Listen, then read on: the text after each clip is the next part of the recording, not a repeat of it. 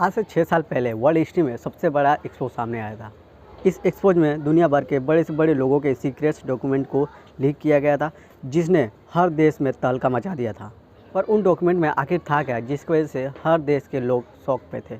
So friends, आज की इस वीडियो हम यही जानने वाले हैं। इस डॉक्यूमेंट में 2,14,000 ऐसी कंपनियां थी जिनके जरिए सेलिब्रिटी और इन्फ्लुएंसर अपने ब्लैक मनी को वाइट करने का काम किया करते थे।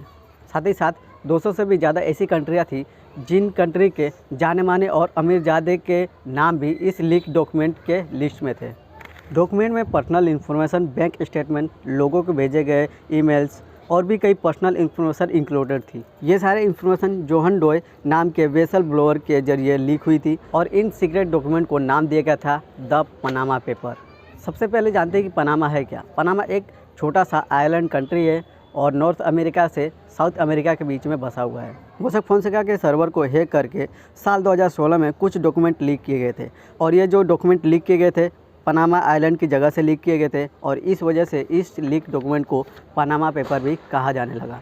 पनामा पेपर का सारा खेल ऑफशोर प्रॉपर्टी का है, यानी कि कोई एक ऐसी कंट्री जो होमलैंड को छोड़ किसी दूसरे कंट्री में रजिस्टर हो, ऐसी कंपनी को ऑफशोर कंपनी कहते हैं। पनामा पेपर के इन्वेस्टिगेशन के दौरान रिपोर्टर्स को ये बात का पता चला, लोग फोंसेका कंपनी का जो यूज हो रहा था इनलीगल काम जैसे कि फ्रॉड, टैक्स चोरी, इंटरनेशनल ट्रांजैक्शन और इनलीगल तरीके से पॉलिटिक्स पावर का मिसयूज करने का भी काम किया जा रहा था। Argentina, Iceland, Saudi Arabia, Ukraine और यूएई जैसे के कंट्री के उस समय के प्राइम मिनिस्टर के नाम भी पनामा पेपर के लिस्ट में थे। ICIJ यानी कि international consortium of investigation journalist पूरे इन्वेस्टिगेशन को पब्लिक करने के लिए जर्मन अखबार AG की हेल्प की थी और साथ ही साथ दुनिया भर के रिपोर्टेड मीडिया के बीच इस काम को सीक्रेटली बांटा गया ताकि इस डॉक्यूमेंट का इन्वेस्टिगेशन हो सके। अमेरिका से द गार्डियन, इंग्लैंड से BBC, फ्रांस से Le Monde, स्विट्ज़रलैंड से TX मीडिया ग्रुप, ऑस्ट्रेलिया से फोल्टा मैगजीन, अर्जेंटीना से लालसियन और German broadcaster NDR WDR, Australian broadcaster ORF और इंडिया से इंडियन एक्सप्रेस को इंक्लूड किया गया था और साथ ही साथ और भी कई ऐसे रिपोर्टेड मीडिया थी जिनको इंक्लूड किया गया था इस इन्वेस्टिगेशन को पूरा करने के लिए। 4.8 million leaks email file, 3 million database entry, 2.2 million PDF file, 1.2 million emails और साथ ही साथ 3,20,000 टेक्स्ट फाइल और 2,200 फाइल्स अदर फॉर्मेट हुई थी। इतने सारे डॉक्यूमेंट को इन्वेस्टिगेट करना बहुत हार्ड था। पूरे प्रोजेक्ट में इन्वेस्टिगेट कर रहे दुनिया के अलग अलग मीडिया ऑर्गेनाइजेशन के रिपोर्टर्स ने इन सीक्रेट्स के एनालिसिस के लिए डॉक्यूमेंट से इंडिविजुअल और कॉरपोरेट नाम निकाले। जैकी चैन, लियोन मेसी और उनके फादर भी पनामा पेपर के लिस्ट में थे। अगर इंडियन सेलिब्रिटी की बात किया जाए तो अमिताभ बच्चन, ऐश्वर्या राय, अभिषेक बच्चन और साथ ही साथ अजय देवगन का भी नाम इस लिस्ट में था और साथ ही साथ DLF के मालिक कुशाल सिंह, विनोद अडानी और समीर गहलोत के नाम भी पनामा पेपर के लिस्ट में शामिल था। और भी बड़े बड़े लोगों के नाम पनामा पेपर के लिस्ट में थे, लेकिन उनके नाम उभर कर नहीं आए।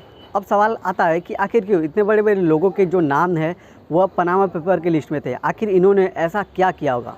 वेल फ्रेंड्स, इन सब के नाम जो थे, इनका नाम आने का यही कारण था कि जो उनकी ब्लैक मनी थी उस ब्लैक मनी को वाइट करने के काम के वजह से इनका जो नाम था वह पनामा पेपर के लिस्ट में था। पनामा जैसे टैक्स हेवन में जो भी पैसा जाता था उस पैसे का आधा हिस्सा तो पनामा में ही रह जाता था, पर उस आधे हिस्से को इन्वेस्ट कर दिया जाता था उधर कंट्री में, या तो खुद का ही एक इंडिविजुअल कंपनी बना दी जाती थी ताकि उस पैसे से जो भी प्रॉफिट निकले वह प्रॉफिट डायरेक्टली जो पैसा देनदार है, मतलब कि जो कस्टमर है, उसके पास पहुंच जाए और जो पैसा बचा हुआ है उसे और भी आगे जाकर ब्लैक मनी को वाइट किया जाए।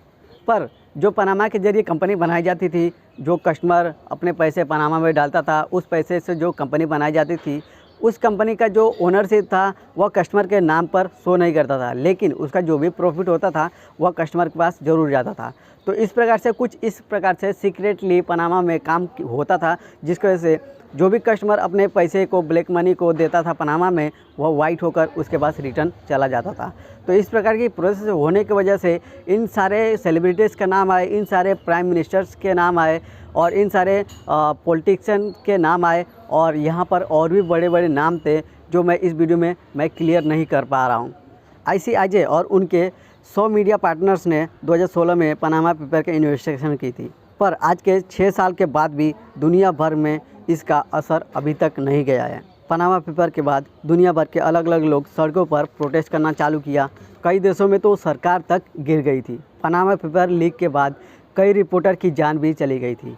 पर एक बात ये थी कि इस लीक की वजह से जो जर्नलिस्ट थे वो और भी उभर कर सामने आए और वह अपना रिसर्चेस लगातार जारी रखा। सो फ्रेंड, ये था पनामा पेपर का कुछ हिस्ट्री, कुछ डिटेल जो आपको ज़रूर पसंद आई होगी।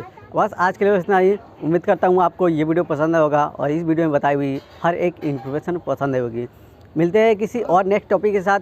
Thanks for watching. Goodbye. आपका दिन शुभ हो।